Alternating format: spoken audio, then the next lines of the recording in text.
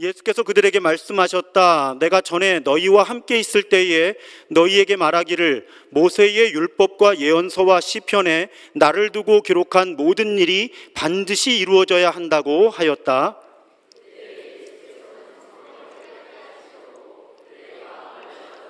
그들에게 말씀하셨다. 이렇게 기록되어 있다. 곧 그리스도는 고난을 겪으시고 사흘째 되는 날에 죽은 사람들 가운데서 살아나실 것이며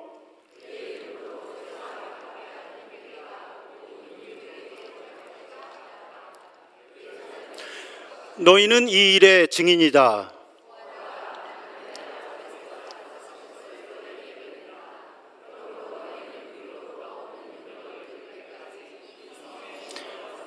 그리고 예수께서는 그들을 밖으로 베다니까지 데리고 가서 손을 들어 그들을 축복하셨다.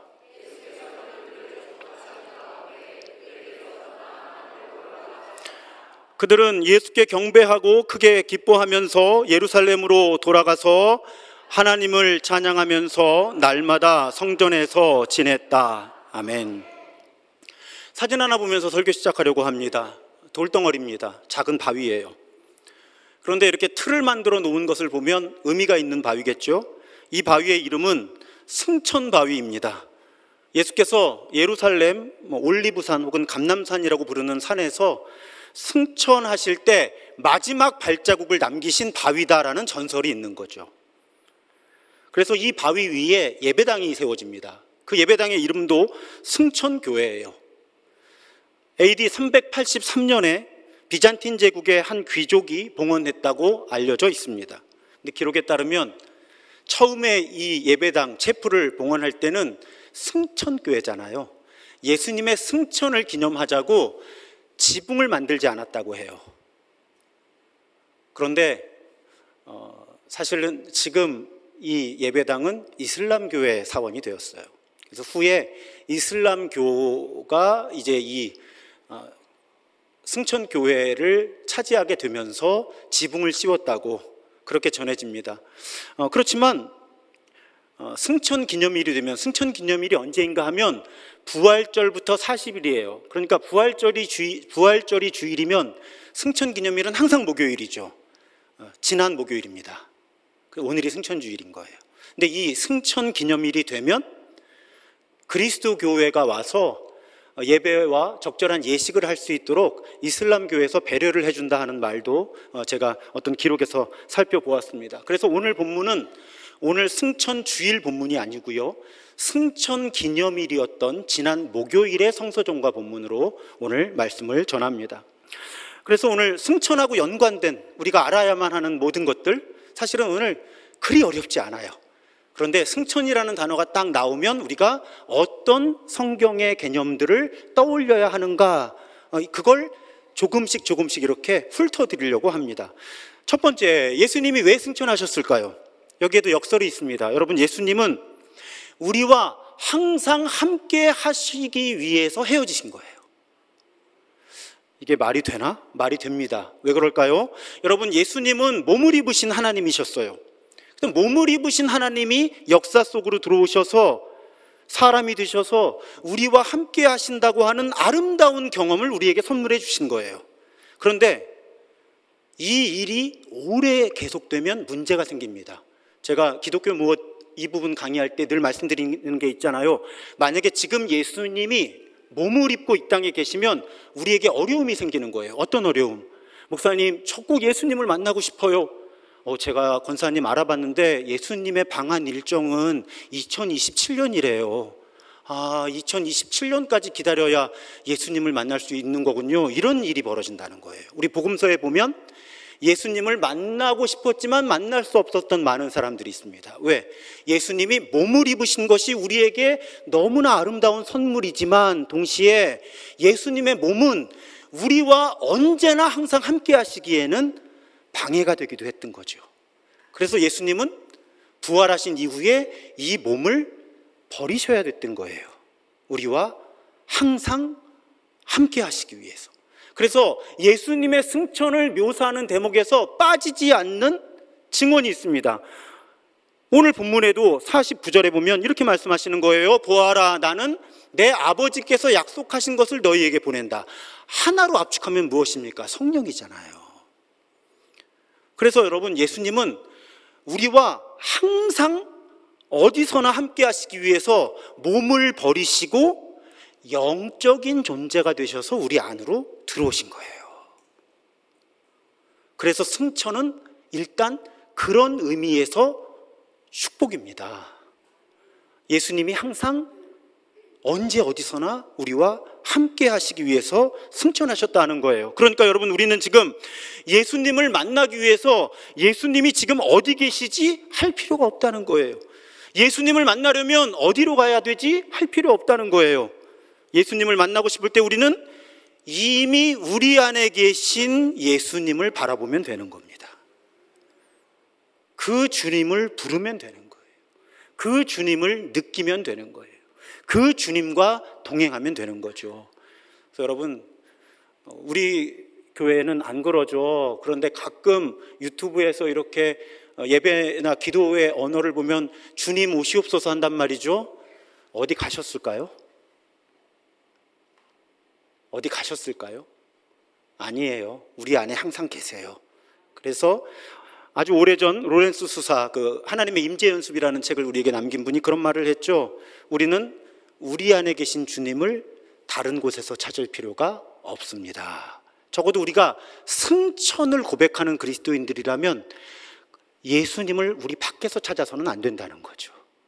예수님은 우리 안에 계시기 위해서 승천하셨기 때문입니다. 두 번째 주제는 하늘에 오르셨다는 고백이에요. 근데 여러분 아시잖아요. 그럼 하늘에 오르신 예수님을 만나려고 우리가 비행기를 타고 비행을 해야 되겠냐는 거예요. 아니면 우주왕복선을 타고 우주에 가야 되냐는 거죠. 여기서의 하늘이 물리적인 하늘이 아니라는 거예요.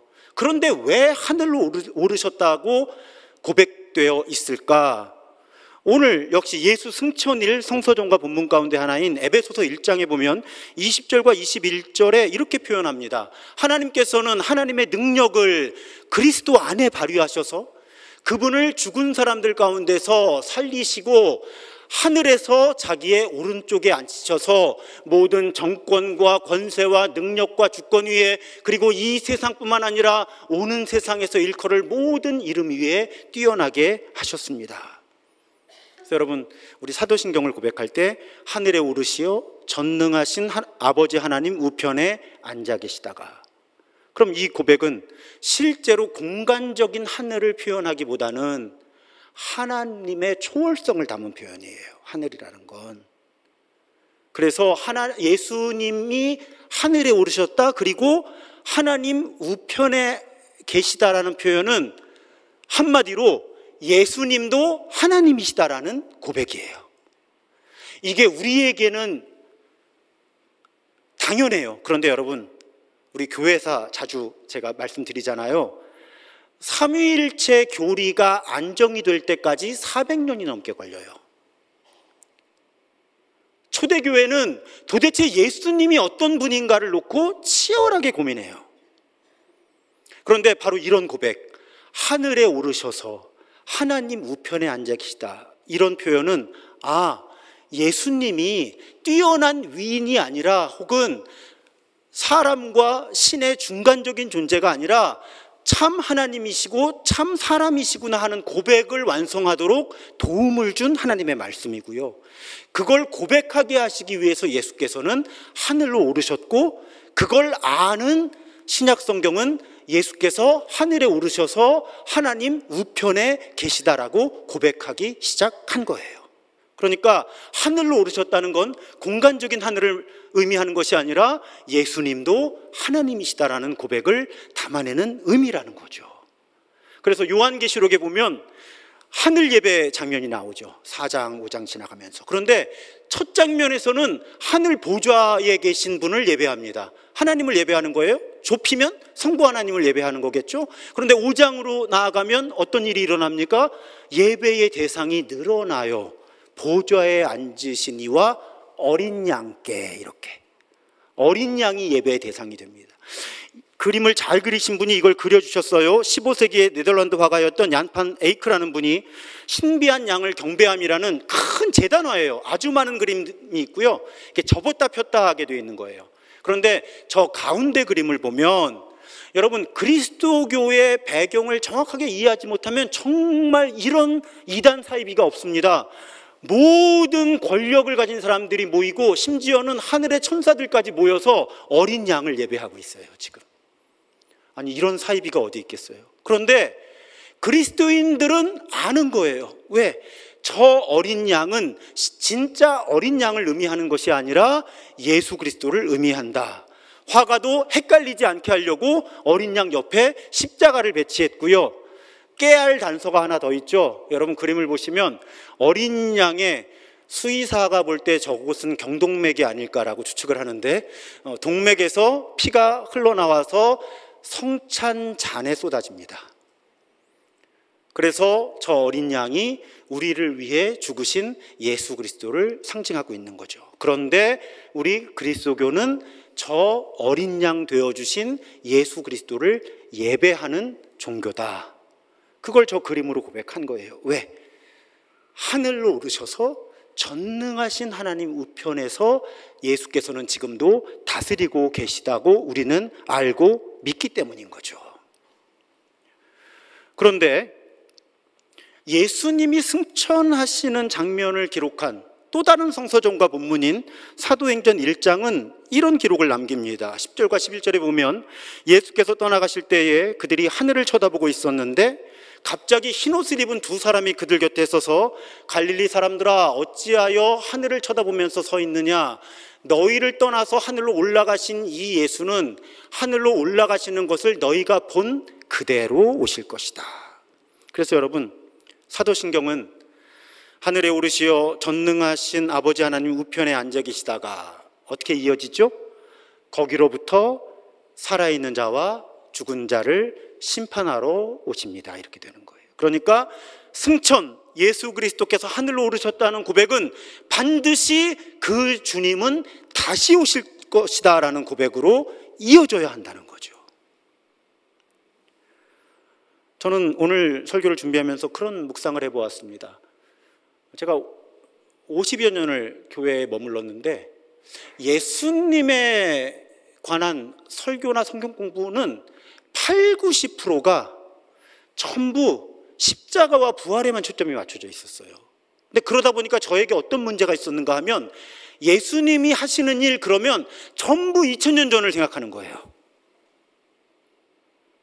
오히려 예수께서 하늘로 오르셔서 하늘 보좌 우편에 앉아 계시다가 거기서부터 다시 오신다라는 고백이 튼튼하지 못했던 거죠, 저에게. 그러니까 예수님의 사역은 2000년 전에 마치 끝난 것처럼.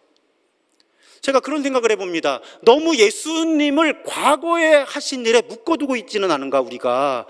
2000년 전에 십자가와 부활 사건에 예수님의 역할을 가둬두고 있는 것은 아닌가. 지금도 살아계셔서 세상을 통치하고 계시고 언젠가 다시 오셔서 그 구원을 완성하실 예수님에 대한 생각을 우리가 너무 묻어두고 있는 것이 아닌가. 그것이 승천주일의 의미예요. 생각하자는 거죠. 이것이 절기를 지키는 의미입니다. 생각해 보자는 거예요. 하늘로 오르셨다고? 왜 올라가셨을까? 뭘 하고 계실까? 다시 오실까? 승천주일은 그 생각을 해보자는 거예요. 그러면서 승천주일에 한 가지 주제가 더 남아 있습니다. 예수님의 승천을 묘사하는 거의 모든 장면이 언급하고 있는 단어가 있는데 바로 증인이라고 하는 단어예요.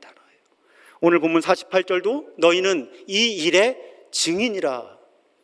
사도행전 1장 8절 아주 유명하죠. 성령이 너희에게 내리시면 너희는 능력을 받고 예루살렘과 온 유대와 사마리아와 땅 끝까지 이르러 내 증인이 될 것이다. 그래서 여러분,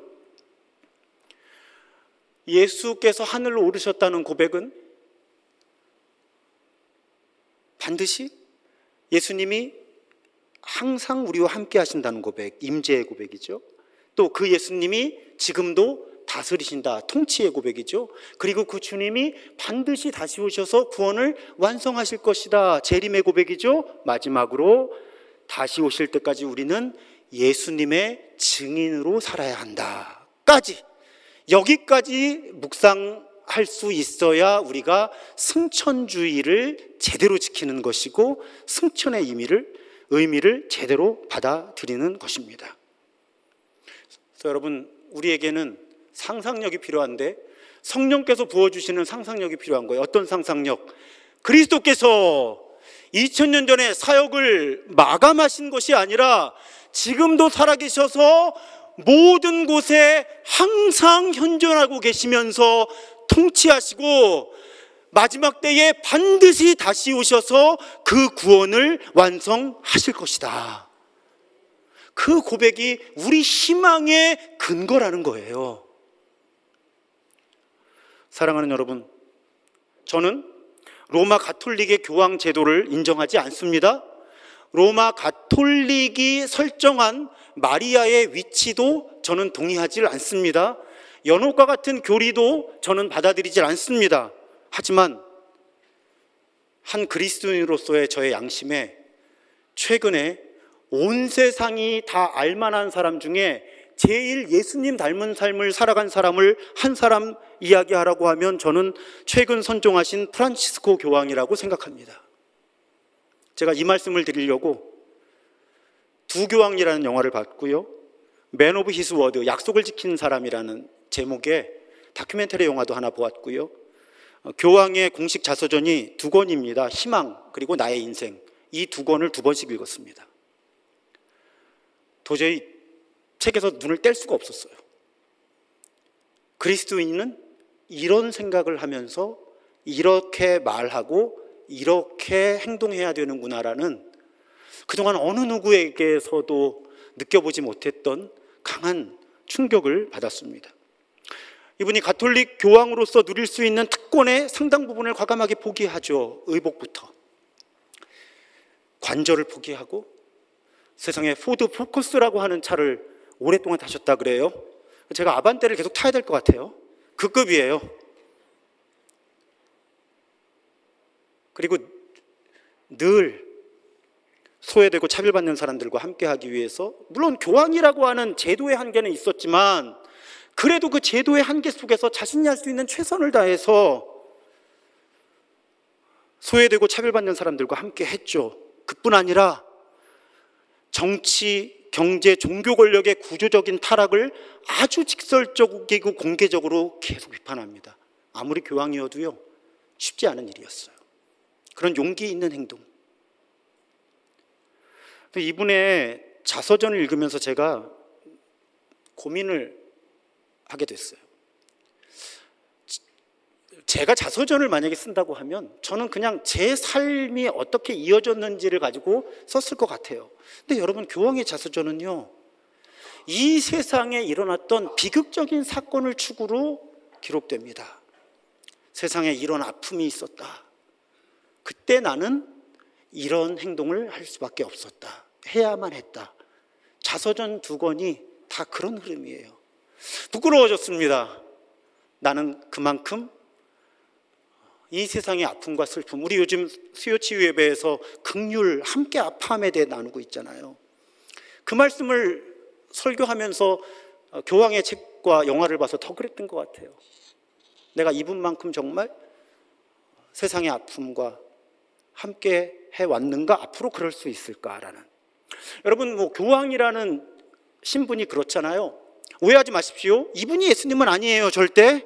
그런데 여러분, 교황이 여러 불편함과 어려움을 무릅쓰고 소외되고 차별받는 사람들에게 다가갔을 때 그 사람들은 무엇을 느꼈을까요? 아, 예수님이 우리를 버리지 않았구나. 어떤 사람들은 말로만 예수님이 사랑하신다고 하는데, 어떤 사람들은 말로만 예수님이 당신들과 함께 하신다고 하시는데, 저 교황이라는 분이 우리를 찾아와 주고 손을 붙잡아 주는 걸 보니까 정말 예수님이 우리를 버리지 않았고 우리를 사랑하시는구나. 그렇게 교황이 자기 존재를 가지고 또 자신의 말과 행동을 가지고 예수님을 드러냈죠. 이런 그리스도인들이 오늘 이 세상에 필요합니다. 그래서 교황이 그런 말을 하죠. 교황의 자서전 이름이 희망이잖아요. 우리 그리스도인들에게 미래는 곧 희망이어야 합니다. 그런데 그 희망이 어떤 희망이냐? 희망을 품는다는 것은 인류가 겪는 악의 비극을 외면하는 순진한 낙관론과는 다릅니다. 그러니까 희망을 품는다는 건 어둠을 묻어둔다는 게 아닌 거예요. 다 드러내야 된다는 거예요. 그런데 진정한 희망은 그 어둠 속에 갇히지 않고, 과거에 발목 잡히지 않으면서 현재에 안주하지 않고 내일을 밝게 바라볼 줄 아는 마음의 힘이 우리 그리스도인들이 추구하는 희망이어야만 한다는 것입니다. 우리 여러분 그런 희망의 사람들이어야 돼요. 왜? 여러분 예수께서 하늘로 오르셔서 우리 안에 계시면서 동시에 세상을 통치하고 계시고, 비록 사람들이 엄청나게 말을 안 들어서 이 세상이 이렇게 망가지고 사탄이 끊임없이 우리를 유혹하기 때문에 세상에 이런 어려움, 어둠이 있지만, 그래도 우리는 하늘에 오르신 예수님이 언제 어디서나 우리와 함께 하시고 통치하시다가 언젠가 다시 오셔서 모든 것을 완전하게 하신다고 믿는 사람들이기 때문에, 그래서 우리는 올해 부활절부터 지금까지 제 설교의 핵심 단어였죠. 그래서 우리는 희망의 몸이라는 거예요. 우리 개인으로서도 희망의 몸이고 교회가 희망의 몸이 되어야 한다는 것입니다. 그 자서전의 마지막 부분을 좀 길지만 제가 읽어드릴게요. 희망이 피어나는 데는 단 한 사람이면 충분합니다. 그리고 그 한 사람이 바로 당신일 수 있습니다. 그 한 사람이 바로 당신일 수 있습니다. 여기에 또 다른 당신이 더해지고 또 다른 당신이 모여들면서 우리는 비로소 우리가 됩니다. 우리가 모였을 때 비로소 희망이 시작될까요? 그렇지 않습니다. 희망은 이미 당신이란 존재와 함께 싹트기 시작했습니다.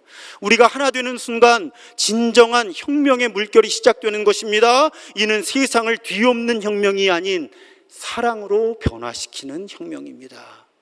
온유한 사랑이란 추상적 관념이 아니라 우리 가까이에서 구체적으로 실천되는 사랑입니다. 이웃을 바라보기 위해 눈을 들고 그들의 마음을 헤아리기 위해 귀를 기울이는 것입니다.